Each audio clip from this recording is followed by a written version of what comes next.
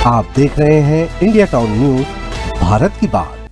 नमस्कार, आप देख रहे हैं इंडिया टाउन न्यूज और मैं हूं आपके साथ सुधीर मिश्रा। छत्तीसगढ़ की राजनीति में आज फिर एक ऐसा बयान गूंज रहा है जिसने न सिर्फ सियासी हलकों में हलचल मचा दी है बल्कि भावनात्मक और वैचारिक बहस को भी जन्म दे दिया है। कांग्रेस के वरिष्ठ नेता और पूर्व मंत्री अमरजीत भगत ने मल्लिकार्जुन खड़गे को भीमराव अंबेडकर का दूसरा अवतार बताया है। यह बयान किसी जनसभा में नहीं बल्कि खड़गे की छत्तीसगढ़ यात्रा से ठीक पहले दिया गया था। जहां कांग्रेस इस बयान को दलित चेतना और सामाजिक न्याय से जोड़ रही है, वहीं भाजपा ने इसे बाबा साहब का अपमान करार दिया है। आखिर क्या है इस बयान के पीछे का सच? क्यों भाजपा इसे राजनीतिक एजेंडा बता रही है?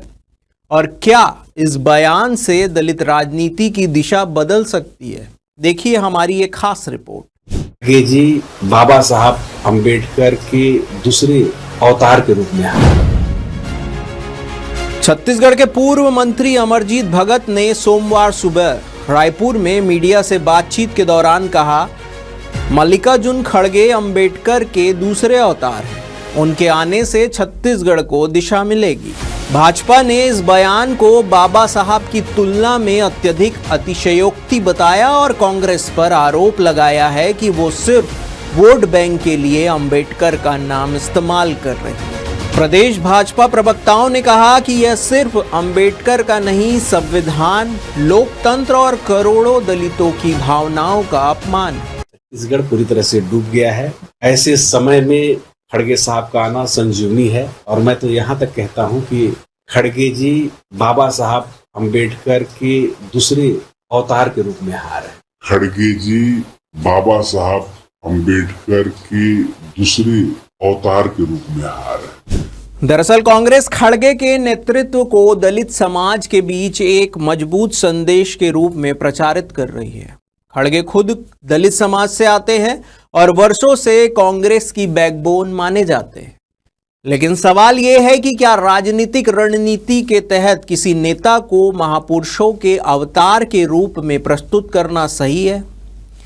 क्या इससे उस महान शख्सियत डॉक्टर भीमराव अंबेडकर की गरिमा कम होती है, या ये सिर्फ एक वैचारिक तुलना भर है जो राजनीतिक प्रभाव बढ़ाने के लिए की जाती है? अब बात करते हैं कि कांग्रेस की रणनीति और भगत के बचाव की।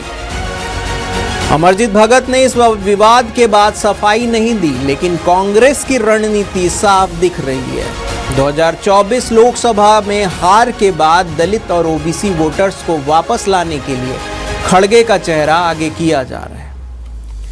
मल्लिकार्जुन खड़गे जो न सिर्फ दलित समुदाय से आते हैं बल्कि संघर्ष और तपस्या से पार्टी के अध्यक्ष बने।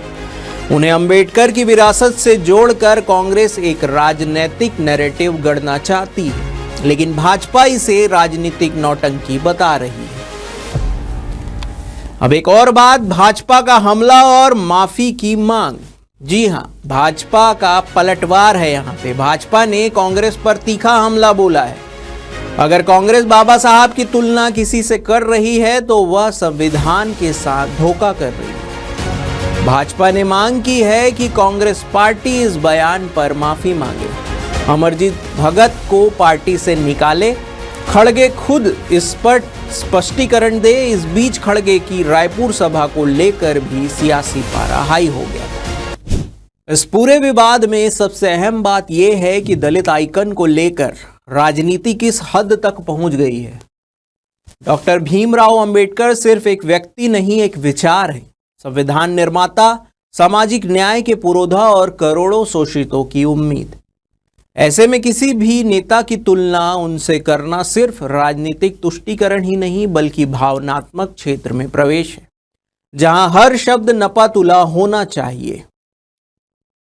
अब बात करते हैं आगे क्या। कांग्रेस अब डिफेंसिव मोड में है, लेकिन खड़गे की सभा इस पूरे विवाद को नया मोड़ दे सकती है। क्या खड़गे खुद इस पर कुछ कहेंगे या कांग्रेस इसे नजरअंदाज करेगी? वहीं भाजपा इस मुद्दे को 2028 छत्तीसगढ़ विधानसभा चुनाव तक भुनाने को तैयारी में है। विशेषकर अनुसूचित जाति बहुल सीटों पर जहां अंबेडकर की विरासत बेहद प्रभावी मानी जाती है। तो क्या अमरजीत भगत का बयान केवल एक सीनियर लीडर की प्रशंसा था, या फिर यह कांग्रेस की संगठित दलित राजनीति का नया ट्रेलर है? और क्या भाजपा इस पर सिर्फ नाराज है या रणनीतिक रूप से इसे बड़ा मुद्दा बना रही है? इन सवालों का जवाब आने वाले दिनों में सामने आएगा। फिलहाल छत्तीसगढ़ की सियासत में एक और बयान ने तड़का लगा दिया है। अब देखना होगा कि आगे इस पर और क्या विचार मंथन किया जाएगा। इसी के साथ दीजिए मुझे इजाजत। देखते रहिए इंडिया टाउन न्यूज़, भारत की बात। जय हिंद।